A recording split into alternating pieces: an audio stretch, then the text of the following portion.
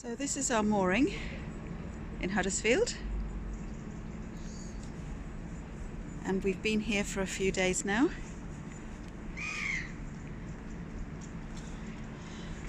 And you can just see the university building over the top of the wall there.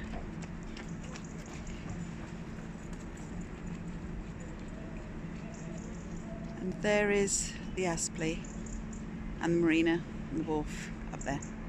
Aspley Wharf Marina is what it's called.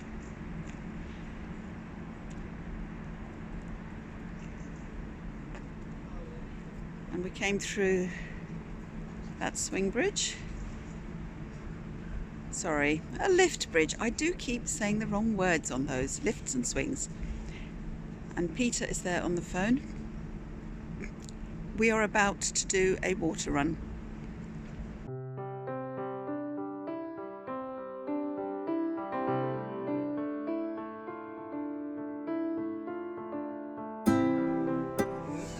So, those ropes are frozen in place. It has been so cold overnight that they are frozen. Yes.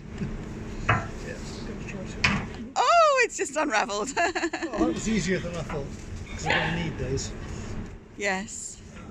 The plan is we have to turn the boat around to reverse into the fuel block, because the hose is long enough to reach the length of the boat.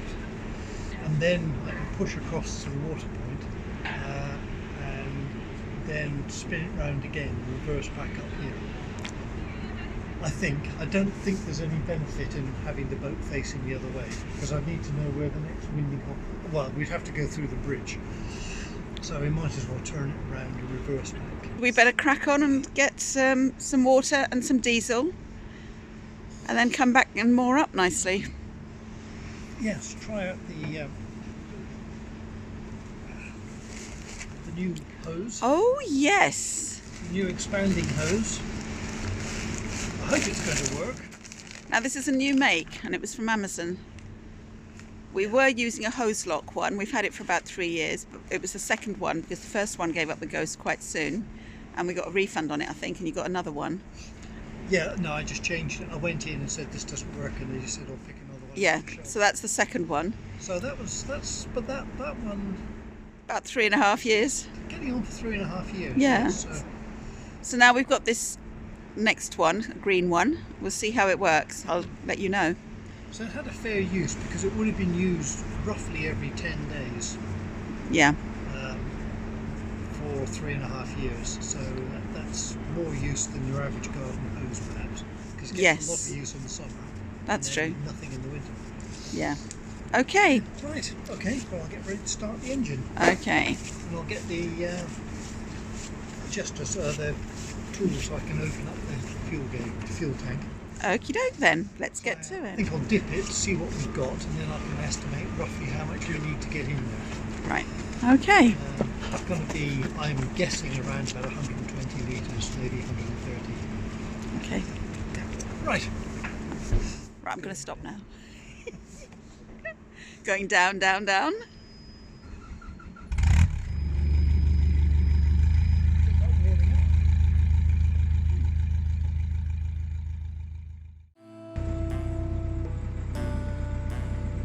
So we are on our way to the marina.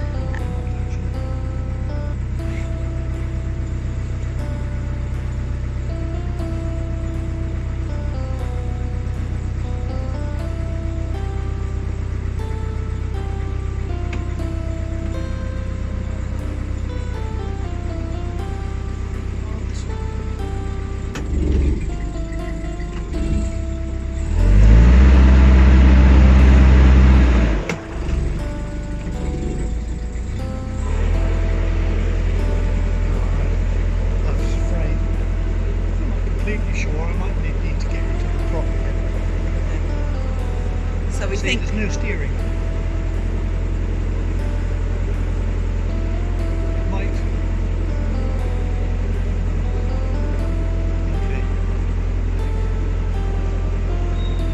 okay, we're just about moving, and we feared that there might be something around the prop. So Peter might have to go in at some point and explore, but not right now because we are moving forward now. Actually, it looks like it might fingers crossed.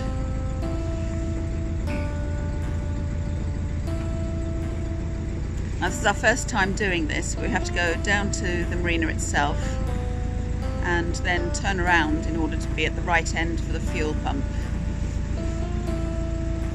So when we come back, we will be facing the other way. Well, that's what I was saying. We'll probably turn around again because I'm not sure if there's any benefit to facing that way. Oh, okay. It's not as warm down here without the radiator connected, that's for sure. Yes.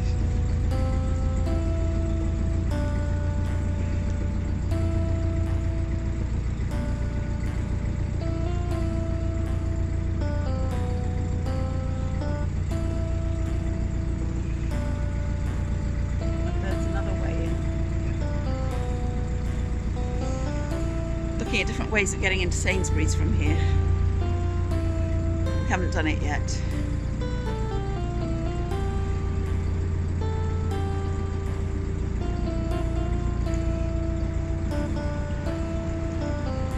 So where is the fuel pump? Just there. Okay. Calls it the fuel dock, but it's not really a dock, it's only a short link. Yeah.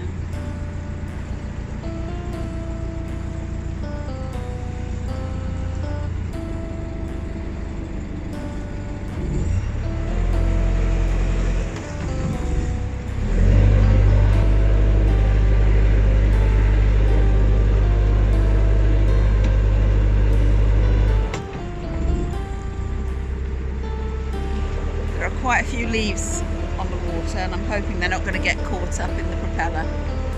That's the University of Huddersfield building ahead, and the Kingsgate shopping centre, which we have been in, next to it.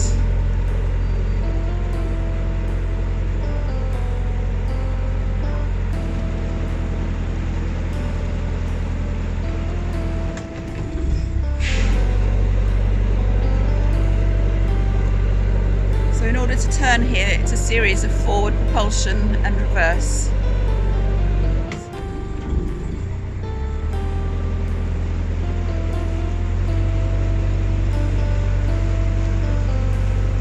And as you can see,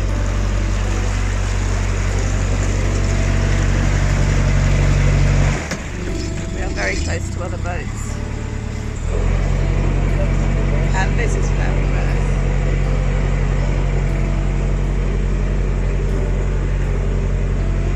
We are aiming to get the rear, the stern, into that space there for fueling up.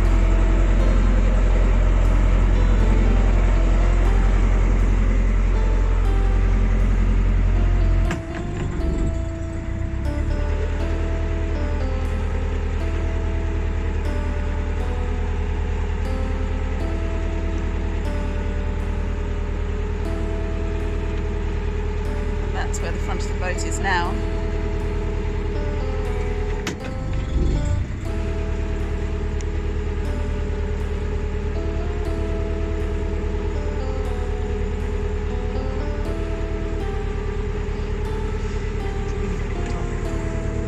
And that is the entrance to the Huddersfield Narrow. And it always looks far too small for a narrowboat to fit in whenever I've seen it.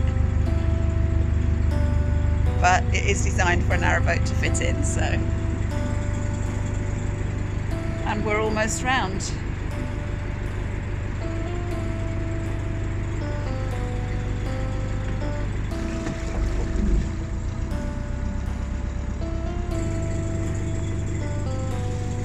And I'm being not a lot of use of anything. I'm just letting Peter do it all while I do the videoing.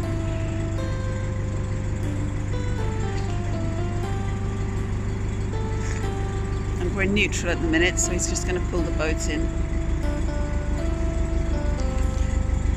I'll be ready for something to eat and drink after this.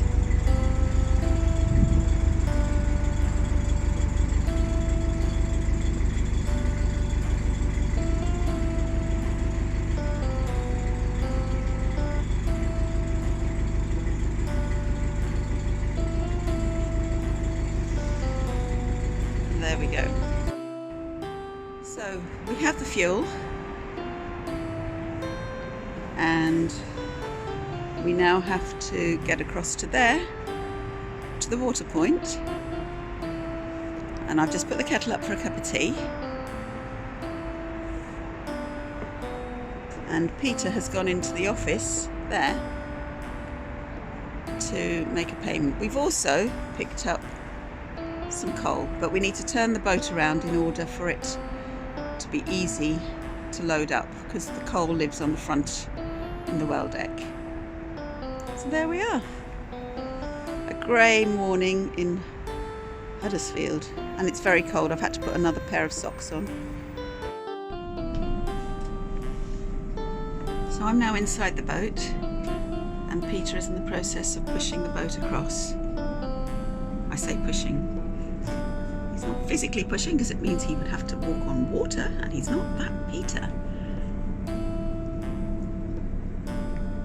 But we are going across to the water point there. The coal is now on the boat, so we're good to carry on with what we needed to do today. Today's going to be a bit of a service day.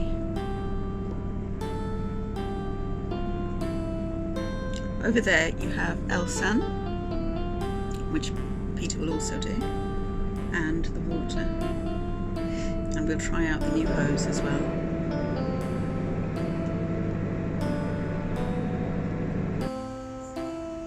This is Peter cleaning up the outside of the boat with the new hose and spray. Never had a spray before. But we haven't started filling the water tank yet.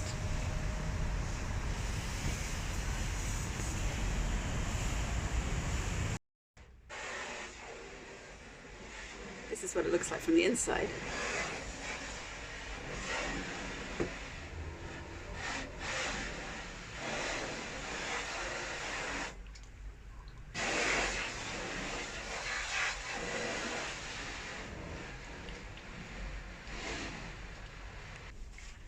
So there we have a lovely glowing fire, and the fan spinning round to send the heat down the boat. And here is Flan, perfectly happy, curled up on his blanket by the fire. So we are about to leave the marina and go to our mooring.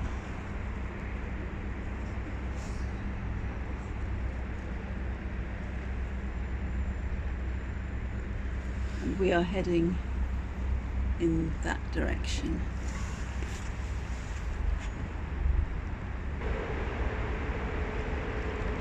Peter's doing quite a bit of reversing to get the line right.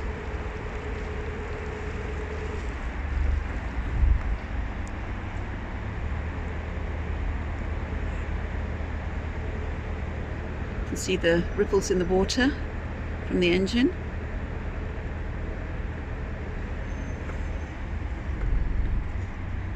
And it looks like he's turning around.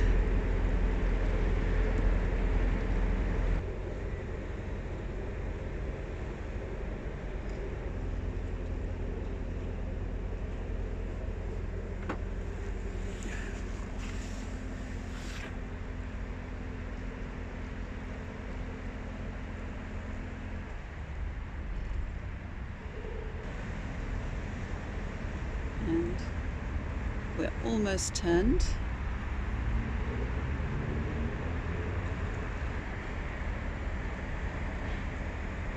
Turning is quite a slow process.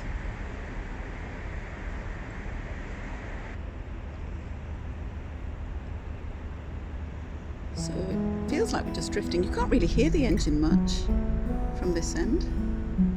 I'm at the bow of the boat. Peter's at the stern, and we're about to reverse down this stretch of the canal to our mooring.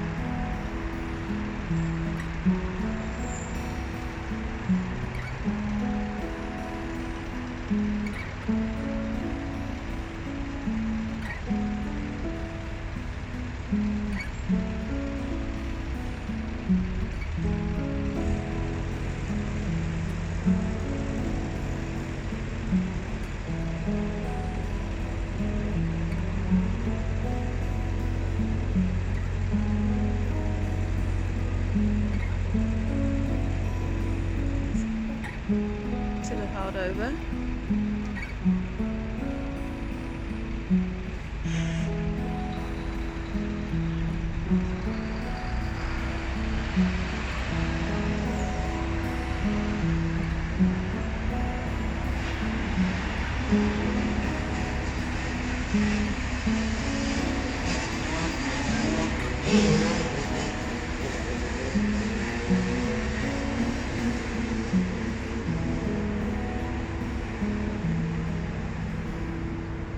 Now just beyond this grey boat on the right there is a stretch of bank, and we were toying with the idea of mooring up there.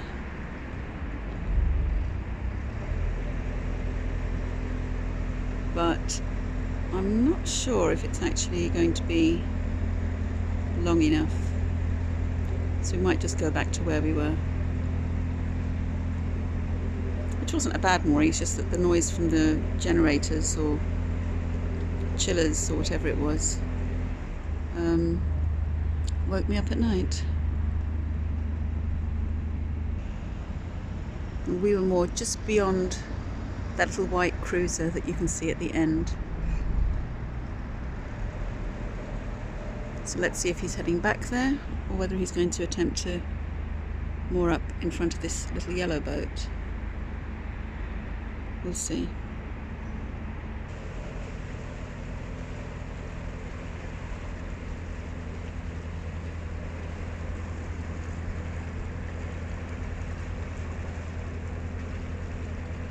Once again, reversing is a question of going forward and then back to keep your line.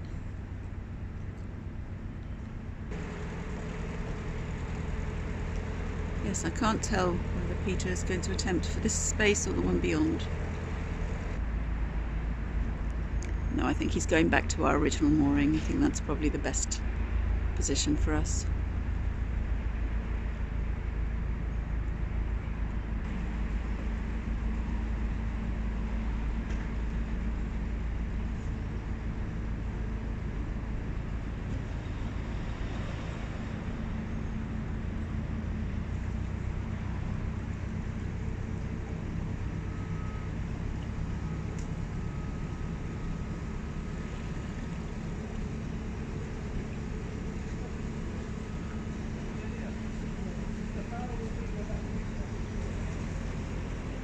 And he's now manoeuvring back into our original spot.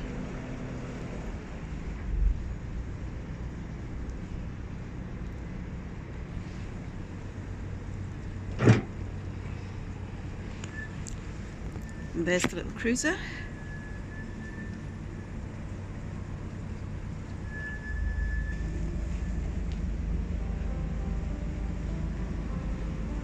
And then he's going to be coming in now. Water runs are an essential part of living on a boat. Now, some people may have meters to decide on whether or not they need water. Peter's meter is actually a cane, an ordinary garden cane that he's marked up with different increments, and he dips the tank when he thinks he needs some water and finds out whether it's a quarter, half or 3/4 full, and accordingly goes for water. Now the diesel is exactly the same, but he uses a different cane for that, and that's at the other end of the boat, and we mustn't ever mix the two. He stands them up on their ends so that the bit that goes into the tanks is uppermost, so we don't contaminate the water with any dust or cobwebs from the floor or wherever else it might have been. Actually, it's always kept by the doors, both of them at either end of the boat. So this is what he does when he tries to find out whether he needs either water or diesel. And on this occasion, he actually guessed about 120 litres of diesel that was necessary, and he was right. So the good old cane measurement worked in that instance really well. Well, I hope you enjoyed this week's video of our water run at Aspley Marina, where we also picked up some diesel. If you enjoyed that and would like to see more of Peter's manoeuvres, either turning round in a winding hole, or reversing up the length of a canal, I'll put 2 end cards at the end of this video for you to click on, and you can see him reversing up the Grand Union Canal to Lindslade and also turning at the Widewater winding hole at Harefield. So enjoy those, and until next week and next week's video, bye.